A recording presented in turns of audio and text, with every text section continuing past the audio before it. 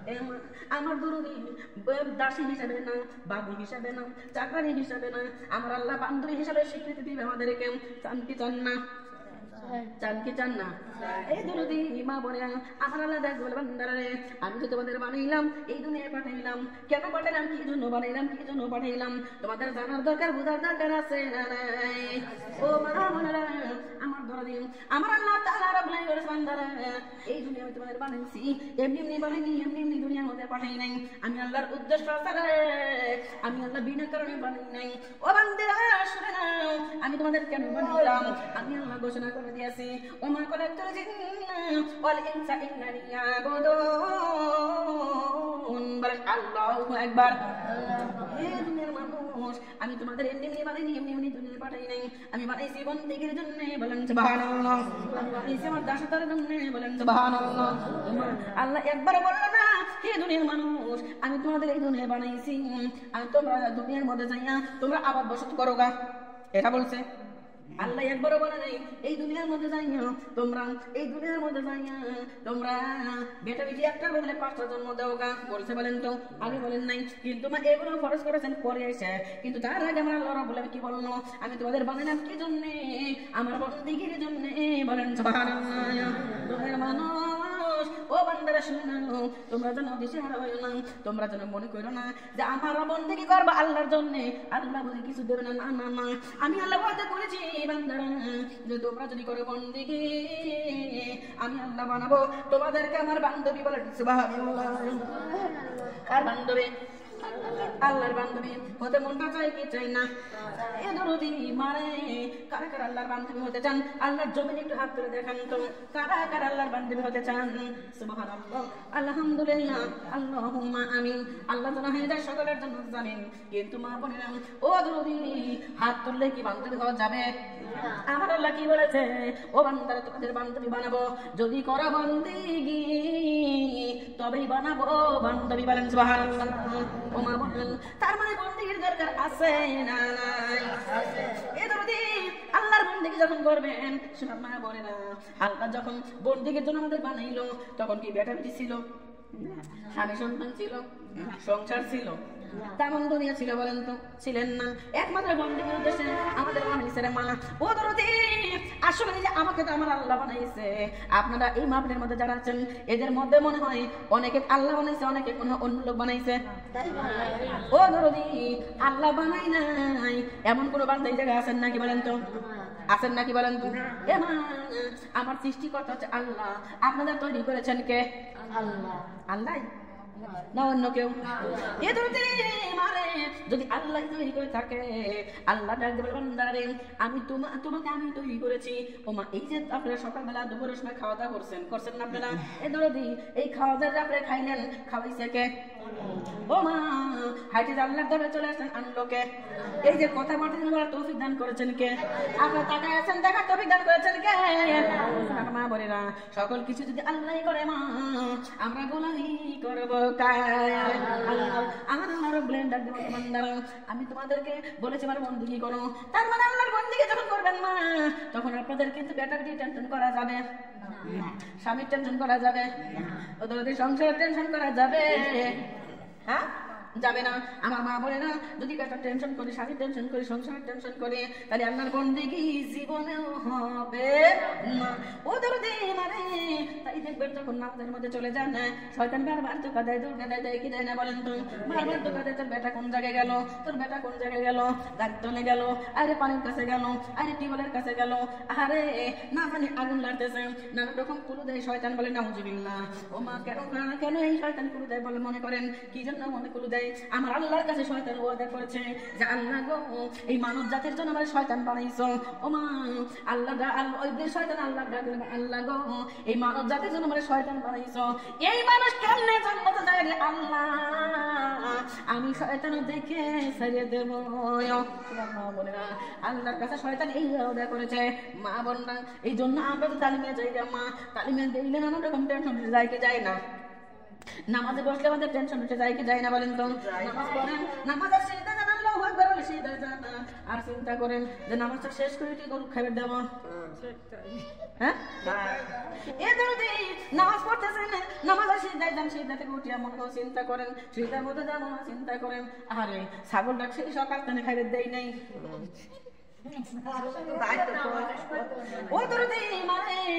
নামাজ পড়তেছেন টেনশন করতেছেন মা বোনরা রে, কিছু কিছু জায়গায় কত মা বোনে আমি দেখছি মানে অনেক মা বোন বলে আপা আপনি বুঝলেন কেমনে, দেখলেন কেমনে, ওমা কেমনে দেখা যায় খেয়াল করেন। আমি এর আগে মনে হয় আপনার কাছে বলেছি আমি দোয়া দাও মাহফিল করতেছিলাম, মাহফিল শেষ হয়ে গেছে, ওদের সবাই মিলে ঘরে নামাজ পড়তেছে, অনেকে বাড়ি চলে গেছে, ঘরের মধ্যে আমিও নামাজ পড়তেছি, অনেকে নামাজ পড়তেছে, ইতিমধ্যে একজনের স্যান্ডেল বাইরে রয়েছে, একজন ডাক্তার বলতে হারে এই স্যান্ডেল না তো জব্বারের বউ, আরে জব্বারের বউ মনে চলে গেছে, এখন জব্বারের বউ আল্লাহু আকবার বলে সিজদা যাবে, সিজদা যাচ্ছে আর ডাক দিকে ওই আমি যাই নাই আমি আসি নামাজ পড়তে কি। আমার মা বলেন এটা একটা উদাহরণ, মা কিন্তু আসলে বাস্তবে ঘটনা ঘটছে। এই দরদি মানে ওই রকম আপনারা নামাজও করেন, নামাজ পড়তেছেন, আরে বাড়ির মধ্যে কিরা ঢুকলো রে, এই কিরা রো আসি না ভুল কথা বলছে, মা বন্যা ঘরের মধ্যে নামাজ পড়তেছে আর বাইরে কে জানে জিজ্ঞাসা করে বাড়ির লোক আছে নাকি, ওই আসি বসো।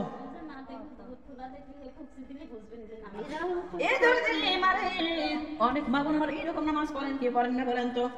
আমার মা বোনেরা এই নামাজ যদি আপনি পড়েন তাহলে জীবন ভর নামাজ পড়তে পড়তে আপনার কপাল কালো বানা ফেলেবেন, নামাজ পড়তে পড়তে ওদেরকে আপনি বুড়ি হয়ে যাবেন, আপনার নামাজ কোনদিনও কবুল হবে না। বলেন নাউজুবিল্লাহ।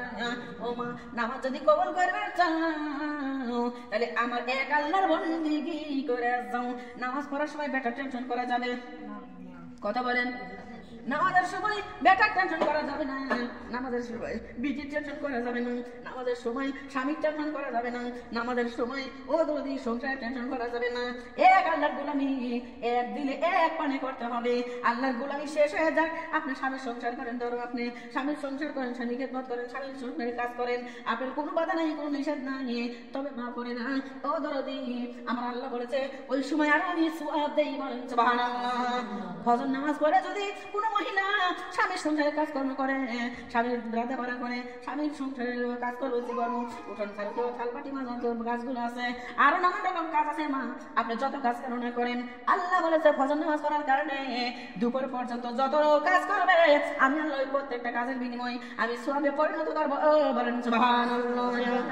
আমার আল্লাহকে আমাদের ফাঁকি দিয়েছে, বলেন তো ফাঁকি দেয় নাই। আমার আল্লাহ রাব্বুল আলামিন আমাদের কত দামি কত অফুরন্ত নিয়ামতের ভান্ডার নিয়ে বসে আছে আমাদের দেওয়ার জন্য, কিন্তু আমরা নিতে পারি না রে মা। ও দরদি মারে আমার আল্লাহ রাব্বুল আলামিন বলল বান্দার যদি বন্দেগী করো আমি তোমাদের বান্ধবী বানাবো। তাহলে বান্ধবী হবে চাইছেন না চান নাই? বলেন তো এ মা, তাহলে বান্ধবী যদি হতে চান আল্লাহর বন্দেগী দরকার আছে না নাই? আছে না নাই? এই দরদি আমার মা বলেন তাহলে এখন এই বন্দেগী করবো কেমনে, কিভাবে বন্দেগী করবো? এ মা এই বন্দেগী তো আমরা মার্কেট থেকে শিখে আসিনি, বুঝে আসিনি রে মা। মার্কেট থেকে শিখাইছেন বলেন তো? মার্কেট থেকে পরে কিন্তু শিখি নেই কেমনে বন্দেগী করো। তাহলে দুনিয়ার মধ্যে আসার পরে আমার আল্লাহ রাব্বুল আলামিন ডাকতে বলল বান্দারা আমি তোমাদের বোঝানোর জন্য নবী পাঠালাম দুনিয়ার মধ্যে, রাসূল পাঠালাম দুনিয়ার মধ্যে। আমার মা বলেন ওই নবী রাসূল যেই রাস্তায় চলতে বলেছে, যেই পথে চলতে বলেছে, আমরা যদি সেই পথে চলতে পারি মা আমাদেরকে হবে আমাদের আমার আল্লাহ দিবে জান্নাতের মধ্যে ঘর বাড়ি। বলেন সুবহানাল্লাহ। এ মা বলেন আমার আল্লাহ ডাকতে বলল বান্দারা তাহলে আমার নবীরা যেইভাবে চলতে বলেছে সেইভাবে চলো। যেমন দরদের মা বোনটারে আমার নবী বলেছে এই দুনিয়ার মানুষ আমার আল্লাহ বলেছে হো দুনিয়ার মানুষ তোমরা আমি আল্লাহর ভালোবাসা যদি পাইতে চাও তাহলে আমার বন্ধুকে আগে ভালোবাসা দাও। বলেন সুবহানাল্লাহ। কে বলেছে কথা? আল্লাহ বলেছে হে দুনিয়ার মানুষ তোমরা যদি আমি আল্লাহর ভালোবাসা পেতে চাও তাহলে আমার বন্ধুকে আগে ভালোবাসা দাও। বলেন সুবহানাল্লাহ।